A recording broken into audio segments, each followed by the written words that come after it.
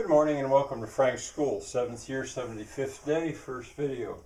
I realize it's August. It's time for an August update on this longer project of getting this area ready for my imaginary movie. But now what's right on top of me is the fact that guests are coming. They're going to arrive Tuesday, August 6th, all the way from Hong Kong. A man and his two sons, 110, 16, or 112. What an adventure this is going to be for them, more than me, but for all of us. What an adventure. It would be safe to say that, there's nothing really quite like this that's probably ever been done before. I think about the fact that, well, there are eco villages and there's, woofing, volunteering on organic farms. This is different. This is different. They are brave to be coming. But I think about in Peace Corps, there was this expression, maybe it was widely current at that time back in the 60s, high risk, high gain. That was Peace Corps. In Peace Corps we used it in any case. And this is risky, what they're doing, but but the gain could be tremendous. I mean, it's going to be unforgettable, life-changing, and hopefully in a very good way. We'll see. I went now 2x4s. In the last video, I talked about window frames as posts. They weren't 1x4s. They were 2x4s and hardwood. So it was a little bit stronger than I suggested. Housing. That is what has been my principal concern here for the last I'd say month probably. When I realized that far from just squeezing them into a faux hut, which could have been built quite quickly, but very tiny. When I decided to go with what I now am calling the curator's house, should they have windows?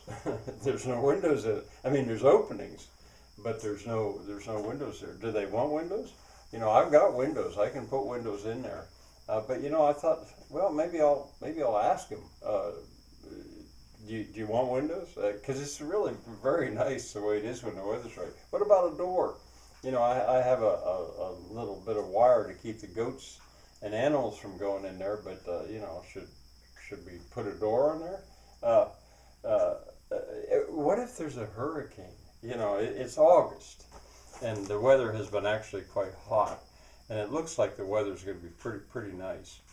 But eventually, there are going to be some cold nights. There's no heating system in there. This is really quite primitive. What could I do there? A little electric heater? I don't know. What if we get cold weather? We'll have to see. Well, the foundation. Okay, I put a check mark by it. I fixed the foundation to the extent that I do not worry about the safety of the building. You can safely go in it. It's not going to fall down. All the stuff that was stored in there, I basically hadn't gone in it because I knew I had to work on a foundation. It wasn't really that safe to go in it, and it was getting more and more so as time went on. So I knew I had to turn my attention to it eventually, and I had a lot of stuff stored in there that was really my mother's collection toward. It had to do with farm machinery, or not field machinery, but mill work, and it's lovely stuff. But what about all that stuff? What do I do with it? Where do I put it? I'm working on that, and I'll soon have it empty, or at least almost. And the foundation, well, the building, it still needs to be lifted some. It needs some lifting in a few places to get it right. It's not going to fall in, but I would like to get it right now. I braced it very thoroughly so it doesn't lift or sag, fortunately, very willingly, because it is so thoroughly braced. The roof, I still need to repair the roof. I'll do that today. There's one piece that's been off for quite a while, but I've got the piece. I've got it up there. I think I can get it up there. So you can see there's a lot of stuff to do, and I've got about 4.5 days before they arrive. But I can do it.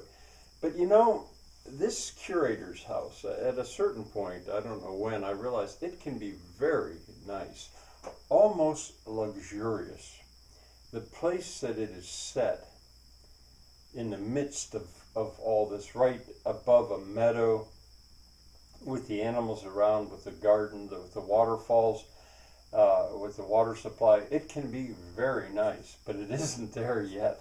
Uh, I suspect that by this time in September, it'll be a whole lot nicer. We'll see what we turn our attention to doing, these guests and myself. And I should stop to remind you that one of his principal purposes is he wants, King is his first name, he wants his sons to study English with me. And that we will do. And that I don't even think too much about that, because that is I did that all my life, really. But it can be very nice. At a certain point, I realized, back to the curator's house, that I think I'm going to build a perimeter porch around it, a very narrow one, because it's just so nice down there. It would be nice to be able to walk around and to be out in that area. If I do that, it's going to require a skirt roof above the porch, but and I'm not going to be doing that now, but I'll make the plans for it. And it dawned on me too, as I think about, well, they will have beds, that they will have, and they're bringing sleeping bags, and I thought, well, where will the beds be and how will I place them? And it dawned on me that eventually I have the material. I think I'm going to build something I've never heard of, which will be a structural bed. I have structural trim, corner boards, door jambs, window jambs. In my folk huts, they're structural, but a structural bed? I think so. Right in the middle of the building, I think that's where I'm going to set their beds up. But that's going to be a bit of a study for what I think is going to be a bed that's going to go on that floor and up to the next floor as well, maybe even right out through the roof to a little tower on top. In other words, in the old days, there were 4-poster beds, I think they called them. Well, those posts were to hold a canopy over the bed. But these posts could actually be structural, because when I built this, as I'm revisiting it, I'm seeing what I did. I started off to make it extremely strong with its bracing, but I did it at the bottom. Once I get to that first floor, there's only one post going up through the center of it. And the post goes up to the next floor as well. Whereas underneath, where the water wheel is, don't forget that. There's a water wheel. There's going to be an 8-foot water wheel underneath this, right in the center of this building. It's really going to be very nice eventually. But I go from 3 beams underneath to just 1 beam, and then 1 beam. And that I think I should change, because for one thing, I think in terms of living roofs, and why not make it strong enough to not just take care of itself, but actually support a living roof. And I was thinking, the bed, I can actually make like a bunk bed, a bunk bed, and then in the next floor a bunk bed right over that. Anyway, I'll say more about that if I do it. I won't be building that now, I don't think, but we'll see. Once they get here and I get to know these people, it's going to sort of be, well, what do you want to do now? All right, bye for now.